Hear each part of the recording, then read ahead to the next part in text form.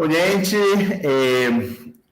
hoje vamos falar sobre análises baseado no score de propensão, ou no propensity score. É um tema, é uma ferramenta que está sendo bastante utilizada faz alguns anos, mas é relativamente novo. É uma estratégia para evitar ter que, por exemplo, fazer análise de regressão com múltiplas variáveis ou fazer uma análise estratificada por múltiplas variáveis, que isso pode levar a problemas como sobreajuste, né? Ter poucos eventos por variável, que é algo indesejável nessas estratégias de análise. E tem uma lógica bem interessante, né? E o propósito, principalmente, é controlar a confusão relacionada com fatores que poderiam estar relacionados com a indicação do tratamento.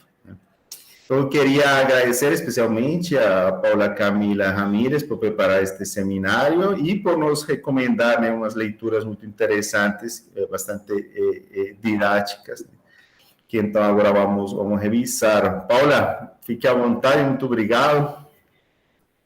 Eu que agradeço, professor. Estão me ouvindo? Estão chegando a minha tela? Está perfeito. Tudo bem, então vamos lá. Vamos falar no início das definições, os usos dos propensity scores, um pouco do que é o modelo de propensão, que é o primeiro que você faz para estabelecer aquele score de propensão, e após, dos modelos do efeito de tratamento, em qual você vai usar aquele score de propensão que modelou inicialmente. E, finalmente, vamos falar de umas orientações para estimar os scores de propensão.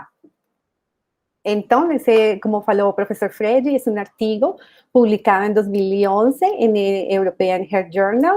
Aí o editor fala que ha aumentado a frequência de artigos sometidos na revista que usam propensity score nos seus análises. Aí ele pediu para fazer uma revisão do tema e este artigo é resultado. É uma revisão dos objetivos, dos enfoques, para o análise do score de propensão. Então, acontece que nos ensaios clínicos aleatorizados, essa aleatorização, essa asignação, essa alocação aleatória garante que a distribuição aos grupos de tratamento não está relacionada com as características, tanto medidas ou não, dos pacientes. Mas não sempre é viável fazer ensaios clínicos aleatorizados. Podem ser inviáveis por questões econômicas ou por restrições éticas. Aí, tem estudos observacionais onde são explorados efeitos de tratamento.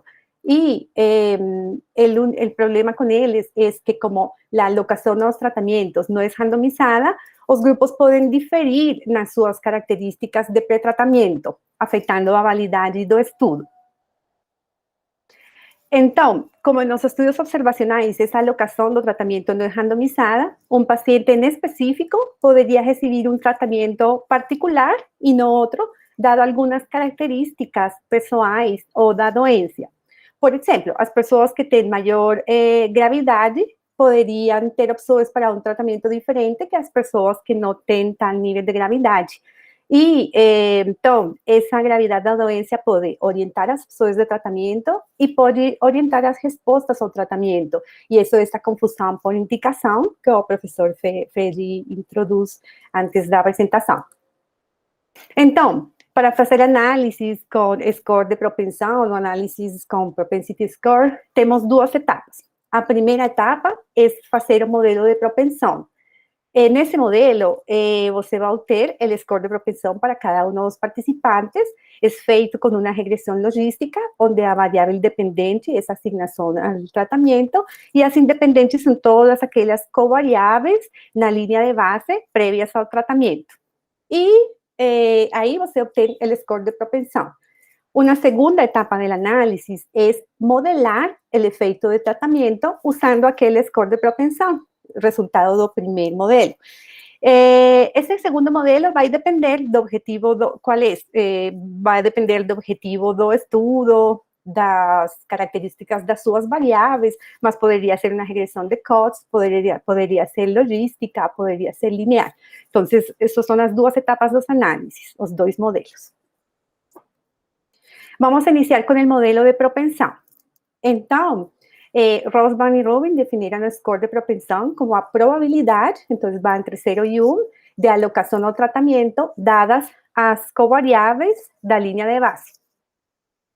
Idealmente, todas as variáveis que podem ser confundidoras do efeito de tratamento deveriam estar incluídas neste modelo de propensão. Então, a que vamos chamar confundidor do efeito do tratamento?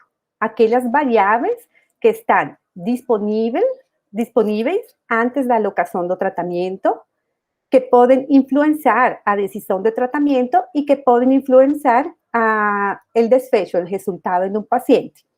Então, dada esta definição, vamos excluir as medições pós-tratamento. Por quê? Porque aqui, qualquer desequilíbrio nas covariáveis após da exposição do tratamento, pode ser reflexo do efeito do tratamento mesmo ou de outras coisas, como mediação, como outros efeitos diferentes. Então, este modelo de propensão tem um pressuposto e duas condições que têm que ser cumpridas para que seja bem feito.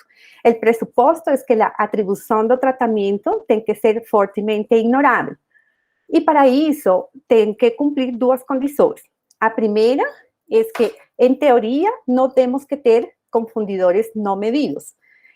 Se assume que todas as variáveis que afetam a alocação do tratamento e o resultado foram medidas no estudo.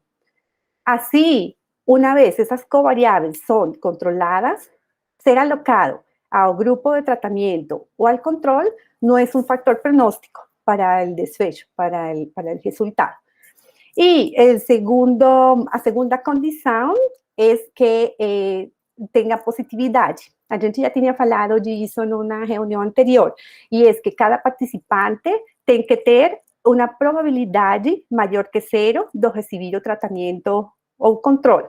Então, essa probabilidade tem que ser mesurável e, por exemplo, uma pessoa para um tratamento de câncer de ovário, os homens não têm como estar, então não tem probabilidade de estar, tá? Então, essa probabilidade tem que ser maior a 0 para os participantes. Um exemplo muito bobo, mas...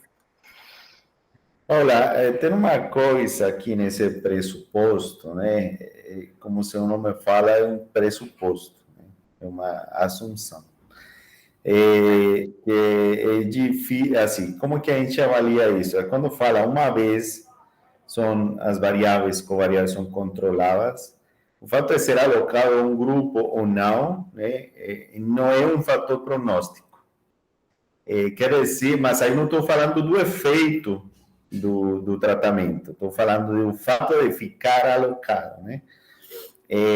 Isso é uma coisa aí que não vai dar para verificar, porque isso vai na abordagem filosófica contrafactual, né? Mas o que se assume aí é que não está, que foi controlada toda a confusão, né? Essa é outra forma de interpretar esse pressuposto, que com as covariáveis incluídas já foi controlada qualquer fenômeno de confusão. Perfeito. Obrigada. Então, se os pressupostos são cumpridos e os pacientes submetidos aos tratamentos experimental e controle têm scores de propensão iguais, em medida assumimos que têm valores de covariáveis de pré-tratamento iguais. Portanto, os scores de propensão igualam as distribuições de covariáveis em pacientes de grupo experimental e controle. E, ajustando por aquele score de propensão, permitirá uma estimativa imparcial do efeito do tratamento. Nos modelos de propensão, você inclui variáveis sin ter em conta a significância, a diferença dos modelos tradicionais. Você não é necessário que a variável seja significativa para ser incluída como covariável no modelo. Aí o artigo fala daquela regra de Dedon, que a gente já também falou em algumas reuniões, e é de aquele límite de desfechos. Então, você pode incluir qualquer quantidade de variáveis independentes, porque não tem límite, não está limitado por el número dos desfechos. E, como qualquer outro modelo, como os modelos tradicionais, você pode testar interações ou efeitos não lineares de fatores de confusão contínuos. O ideal é que a inclusão das variáveis sejam por el conhecimento do tema, né? Por el referente teórico e conceitual. Para a inclusão das variáveis, é importante ter em conta que o objetivo final de um modelo de propensão não é maximizar a previsão do status de tratamento, sino reduzir ou viés a confusão na estimativa do seu efeito. Por isso, as variáveis que tem que incluir têm que ser medidas antes da atribuição do tratamento e, idealmente, estar relacionadas ao desfecho. A mais alta precisão se logra quando as variáveis estão relacionadas ao desfecho. E as variáveis que são apenas relacionadas com a exposição e não com o desfecho não devem ser incluídas. Variáveis que estén relacionadas tanto com a exposição como o desfecho também podem ser incluídas. E o melhor, como falava, é o referencial teórico para incluir e para selecionar as variáveis. Então, dicho esto, você já consegue selecionar as variáveis para fazer a regressão logística e ter a probabilidade de ser alocado no grupo de tratamento dadas aquelas covariáveis. Aí já tem seu primeiro modelo, que é o modelo de propensão. Professor, você queria falar? Não, queria comentar que uma coisa que falam aí, um par de momentos em relação ao número de variáveis que podem ser incluídas no modelo, não é que não aplique essa expectativa, né, de número de eventos mínimos por covariável, né? A gente sabe que tem se sugerido, por exemplo, que para uma regressão logística existam pelo menos 10 eventos por covariável no modelo, né? Mas não é que não aplique isso nesse modelo de regressão logística, só que o desfecho aqui, quer dizer, a variável dependente nesse score de propensão, não são os eventos que a gente quer prevenir com uma intervenção, quer dizer, não são os eventos em saúde. O evento aqui é ser alocado ao tratamento. Então, geralmente, é muito mais frequente que os eventos que realmente a gente está estudando. Então, em um banco de 1.000 pessoas, se a gente vai comparar um tratamento, vai ter pelo menos 200, 300 com o tratamento. Então, aí, e talvez os eventos são bem menos, né? Então, abre a possibilidade de considerar bem mais variáveis do que se a gente estiver ajustando um modelo múltiplo para cujo desfecho são apenas os eventos clínicos, que geralmente são bem menos, né? Então, era esse comentário em relação a isso. E uma coisa muito importante que a Paula já falou, né, é que as variáveis que fiquem incluídas nesse modelo para predizer a intervenção devem ser variáveis associadas com o desfecho. Não adianta estar incluindo variáveis que estén muito associadas significativamente com a intervenção se não tem nenhuma relação com o evento, porque o propósito é controlar a confusão, e o fenômeno de confusão envolve, né, que existe uma seta, né, para o desfecho. Então, por isso, ele fala que não importa tanto, né, essa significância estatística aí nesse modelo, porque realmente o importante é o argumento conceitual, né, que as variáveis estejam relacionadas com o desfecho. Obrigado. Ok, agora, no segundo momento, vamos a trabalhar o modelo do efeito do tratamento, onde você vai incorporar aquele score de propensão. Então, você pode trabalhar com o score de propensão de diferentes jeitos, fazendo match, ou emparelhamento, estratificação, ajustando o score como uma covariável e fazendo a ponderação pelo inverso da probabilidade de receber o tratamento. Tem muitos artigos falando dos prós e os contras de cada um, então não temos hasta agora a indicação de qual é melhor. Vai depender dos seus dados, dos seus objetivos e das características da sua amostra. Então, no emparelhamento, cada paciente do grupo de tratamento é emparelhado com um do grupo controle que compartilha um valor do score de propensão semelhante. Aí, o que acontece? Que o tamanho da amostra pode ser reduzido, porque para alguns pacientes as correspondências podem não ser encontradas. Então, isso pode afetar as conclusões do estudo. Então, o melhor é fazer os análises e estabelecer conclusões apenas para o subconjunto de pacientes que foram emparelhados. Geralmente se trabalha a correspondência um a um caso ou um controle, mas poderia ser que se você tem muitos controles, pacientes do grupo controle, poderia trocar por uma abordagem 1-2, 1-3. Quando você faz a correspondência entre as parelhas, tem diferentes tipos de algoritmos. Os mais usados são a correspondência ideal, que é emparelhar com alguma pessoa que tenha o mesmo score de propensão, ou a del vecino mais próximo.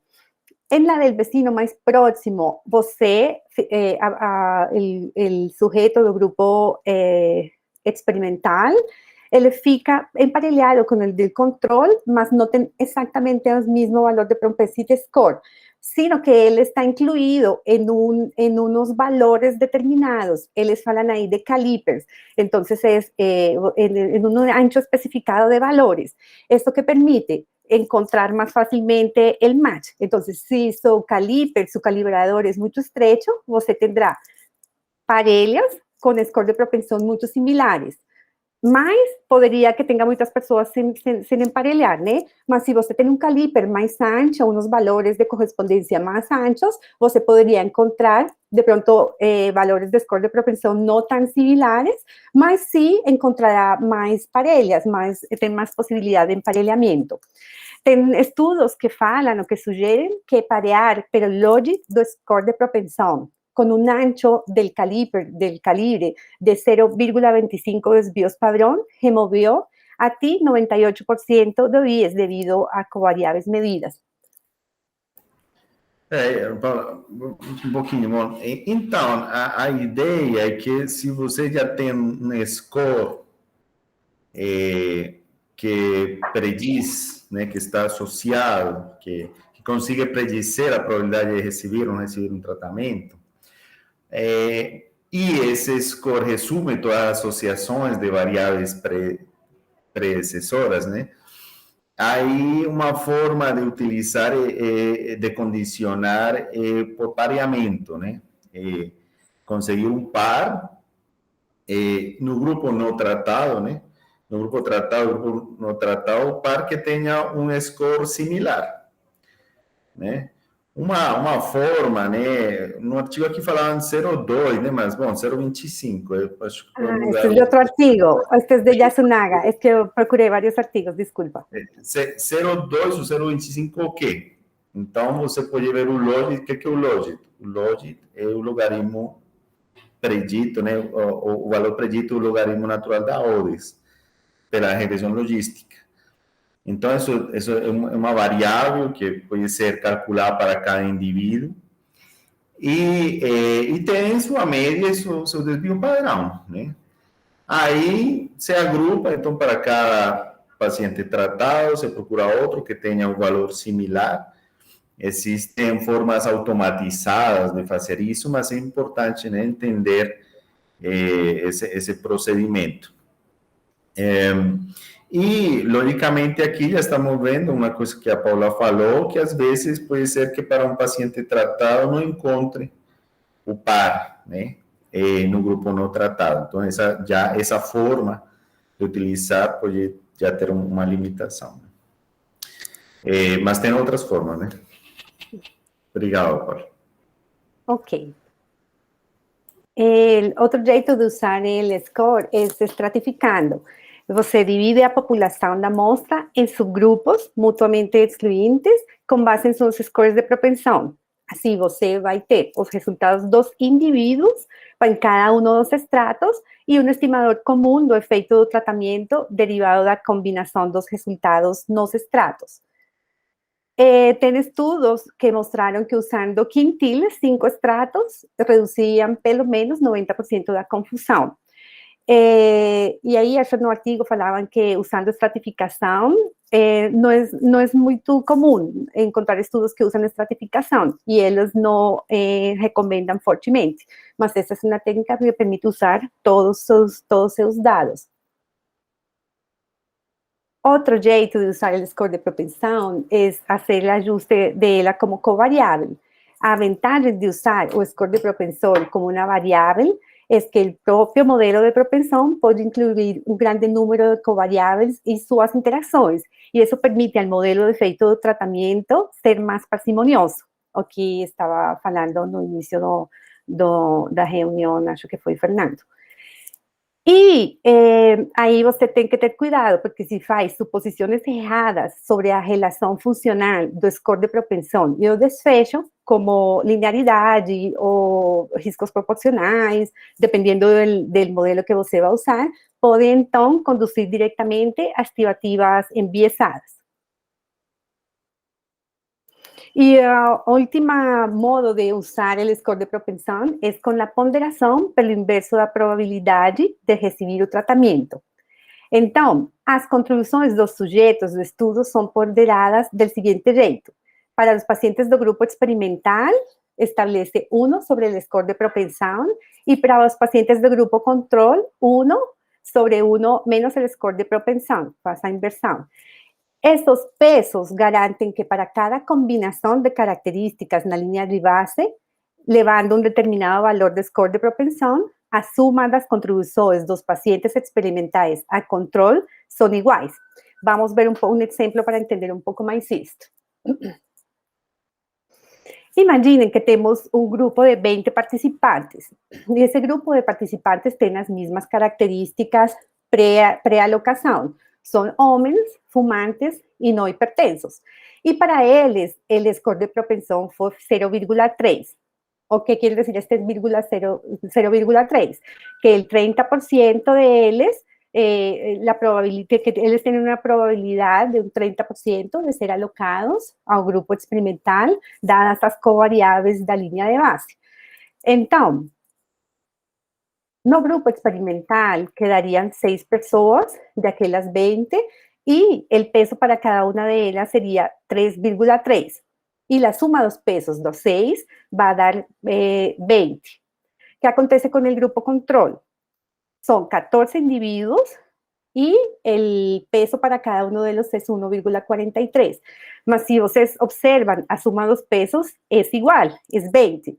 Vocês podem ver que, então, o peso foi maior para os indivíduos no grupo experimental, que eram menos, e foi menor para cada um do grupo controle, que eram mais. Mas, finalmente, a suma dos pesos foi igual para os dois grupos. Isso é uma pseudopopulação em que, para cada combinação de variáveis, ela fica balanceada entre o grupo tratamento e grupo controle. O que acontece com esta ponderação pelo inverso da probabilidade? Em alguns análises, os pesos atribuídos a alguns pacientes podem se tornar desproporcionalmente altos, levando a uma estimação imprecisa do efeito do tratamento. Esta propriedade parece estar relacionada com problemas para encontrar as correspondências nesses pacientes com as mesmas variáveis, com os mesmos valores das variáveis pré-alocação, especialmente quando tem estudos pequenos.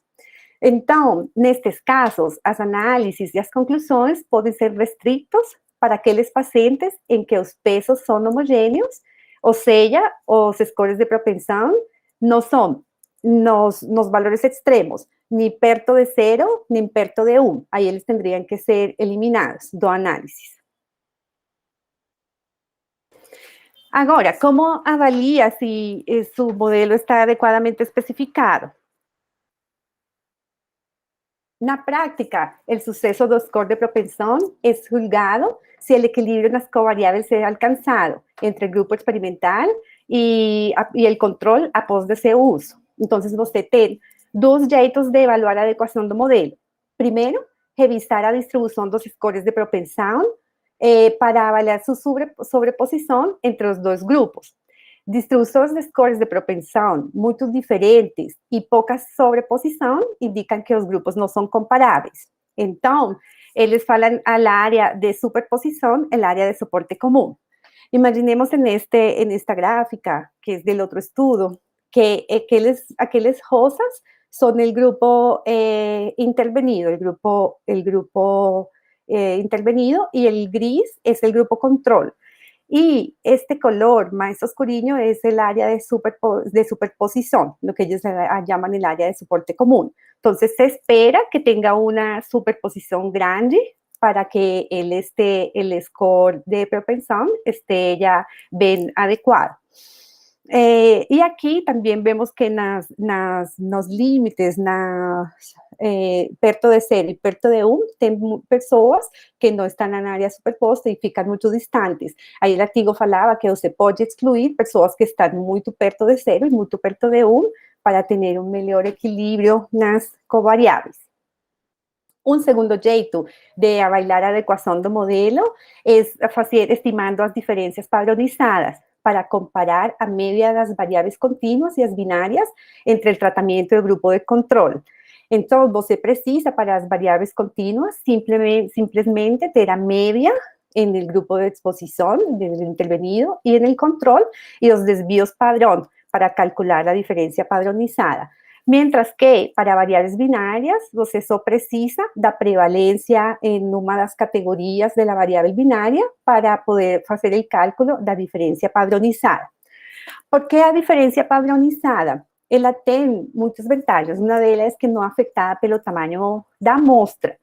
E uma diferença padronizada menor a 0,1 indica uma diferença baixa, insignificante, na média ou proporção da covariável entre os grupos de tratamento e controle.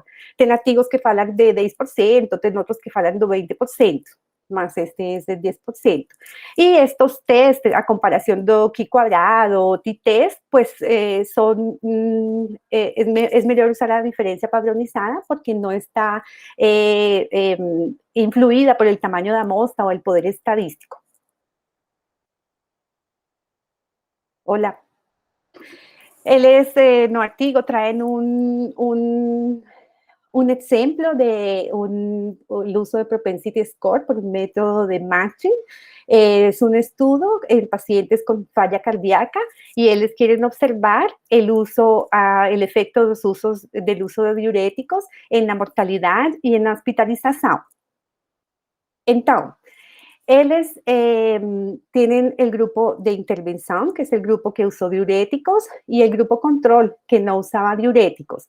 Entonces, ellos inicialmente establecieron el score de propensión con una regresión logística usando 19 variables, 19 covariáveis da linha de base. Após este score, los pacientes fueron emparelhados por el propensity score. Aí que podemos observar que ficaram unos pacientes do grupo control sin emparelhamento, eles falam de 321 pacientes, y del grupo experimental también cerca de 4.676 pacientes sin parella. Sin embargo, fueron emparelados 1.391 participantes, de acuerdo al score de propensión. Cuando 81% de los pacientes sin diuréticos ficaron emparelados. Entonces, el suceso de emparelamiento fue demostrado cuando les compararon las diferencias padronizadas antes y después del matching. Entonces, no grupo no emparelhado, cuando hicieron el análisis antes del emparelamiento, las diferencias padronizadas, las covariables, eran perto del 40%.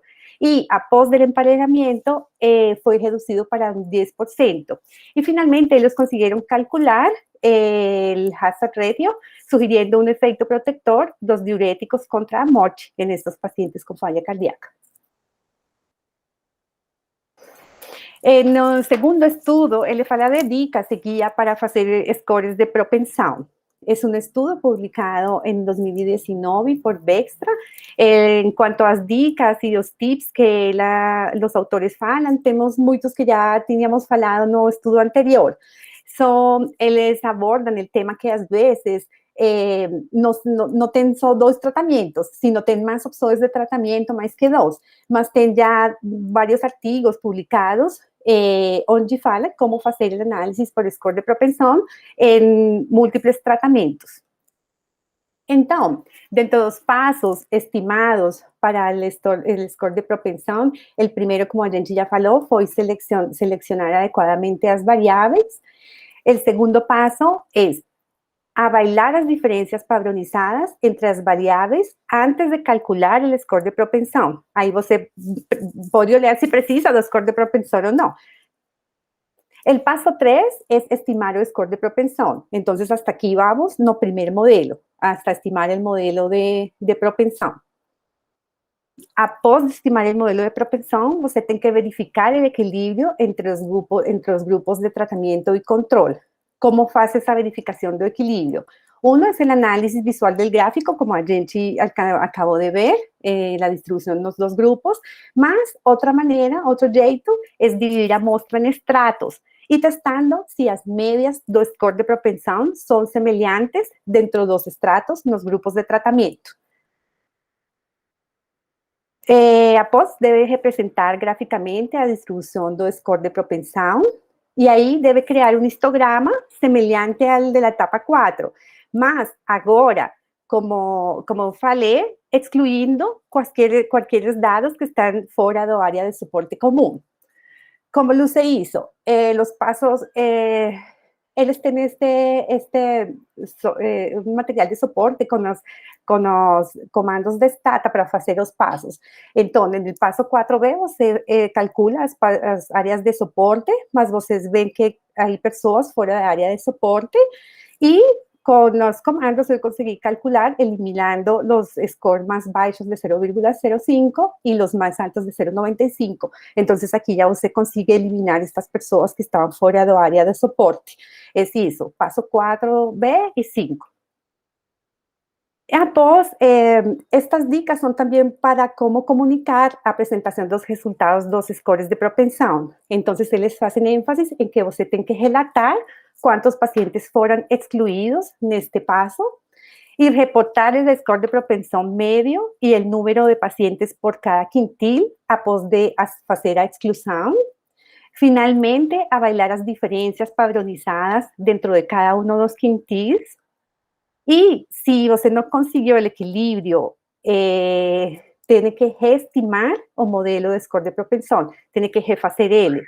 Y las dicas que dan para hacer ese modelo de nuevo, si no consiguió el equilibrio, es incluir, descartar o recategorizar variáveis, pensar si tienen que incluir algunos termos de interacción, o incluir termos de mayor orden o splines nos seus análisis. E, finalmente, estimar os efeitos após de aplicar o modelo do score de propensão de novo. Finalmente, entender que os scores de propensão são uma ajuda para interpretar melhor as diferenças de tratamento encontradas em estudos observacionais, mas nunca alcançam ou substituem os ensaios clínicos aleatorizados. Mas, se você tem estudos onde avalia efeitos de tratamento en estudios observacionais, es mejor presentar score de propensão, que son más robustos, do que ignorar a confusión que posiblemente se presenta por indicación. Obrigada. Excelente, Paula, muito obrigado, ótima apresentação. Então, fica uma coisa que fica bastante clara, é que é um bom método, um método interessante quando quero ajustar por un número de covariáveis, cuando tengo un número de covariáveis grande comparado con un número de desfechos. nessa situação, no modelo de regressão, né, múltipla, modelo múltiplo vai ter dificuldade de precisão, né? Mas, bom, esta seria então uma alternativa. No entanto, tem alguns problemas, né? Vejam que, por exemplo, sempre fica a questão de que o modelo tem que incluir o propensity score, tem que estar baseado em variáveis que estejam associadas com o desfecho. Então, esse é um princípio importante. É um problema, pode ser um problema, porque aí existe um passo, né, adicional, que é escolher bem essas variáveis, pensar, às vezes até em algum momento do artigo, falam que às vezes fazem até um modelo múltiplo para predizir o desfecho, para escolher as variáveis que depois serão incluídas, né, no propensity score. Então, tem esse desafio. Tem outros problemas, como que às vezes um propensity score extremadamente bom em matéria de predição, né? E aí falam um pouco sobre, né, o estatístico C, né? Que o estatístico C é a área abaixo da curva ROC, né? Que é uma medida para avaliar a capacidade discriminativa desse propensity score, né? Às vezes, muito sucesso nesse propensity score acaba levando a um problema depois, né? Porque se o propensity score discrimina quase perfeitamente o grupo tratado que não tratado, vai ser complicado encontrar o par, né, no outro grupo. Por isso é que isso pode também levar a vários problemas. Por um lado, não encontrar um par, se a forma como vai ser utilizado é por pareamento, né? Ou se for utilizar, por exemplo, o inverso da probabilidade da intervenção, valores próximos a 1, né? O inverso de 1, tudo bem, é 1, mas como o outro, o grupo no tratado, vai ter que ser essa probabilidade menos 1, né? Ou 1 menos essa probabilidade, aí vai dar algo próximo de 0. Então, vai dar uns valores, o inverso dessa probabilidade vai dar uns valores altíssimos e inestáveis, né? Então, por isso que esse inverso da probabilidade aí pode ter problemas quando se utilizam valores próximos de 0 ou de 1, porque os pesos ficam muito elevados e com muita variabilidade aí. Então, por isso leva a estimativas imprecisas, né? Então, por isso é que é importante entender, né, o intuito do método para poder aplicar, para reconhecer as limitações que ele tem. Mas é uma alternativa interessante, como eu falei, em situações onde existem bem mais covariáveis do que bem mais, né, do que apropriado para o número de eventos, né? E muitas vezes nem se justifica, se a gente para pensar, se tem um banco grande, né, uma base grande que tem muitos eventos, eu consigo outras formas de analisar, igualmente válidas, né, uns modelos múltiplos, não teria nenhuma razão para preferir um propensity score numa situação dessas. E talvez eu vou introduzir uma série de desafios metodológicos de forma desnecessária, né? Então, por isso que a gente tem que ponderar, né?